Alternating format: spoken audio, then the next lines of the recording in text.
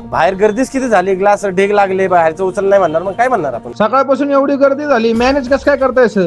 गर्दी मॅनेज करायचा कालमंत्र म्हणजे ज्यावेळेस आपल्याला माहिती असतं शनिवार गर्दी होणार आहे, तर तुमचा स्टॉक एकदम व्यवस्थित पाहिजे.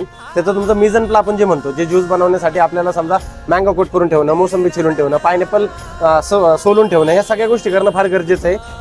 तुम्हाला गर्दीचा अंदाज लावता आला पाहिजे. तुम्हाला माहिती पाहिजे कुठल्या दिवशी काय गर्दी होती आणि तुमचा प्रोडक्ट जास्त काय जातोय. आता आपले तर मिक्स जातोय, तर आपण काय करतो, मँगो, चिकू, सीताफळ, जांभळे बनवून ठेवतोय, आपण टॉपिंग कट करून ठेवतोय जेणेकरून फास्ट मध्ये ऑर्डर जाईल. तर त्याच्यामुळे गर्दी आपल्याला हँडल होती. दुसरी गोष्ट म्हणजे किती गर्दी होते, कस्टमरला फक्त एक स्माइल देऊन सांगायचं, सर प्लीज 5 मिनिटं वेट करा.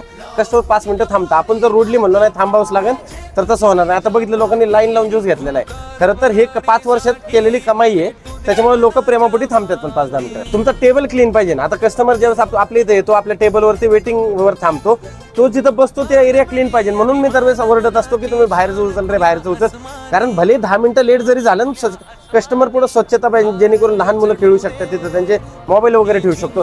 जर आपण घाण केली, आपण ॲज अ कस्टमर पुढे घाण असेल तर आपण बसणार आहे की तिथं? तर नाही. तर ते एक मूळ मंत्र आहे की बाहेर स्वच्छता ठेवणं गरजेचं आहे.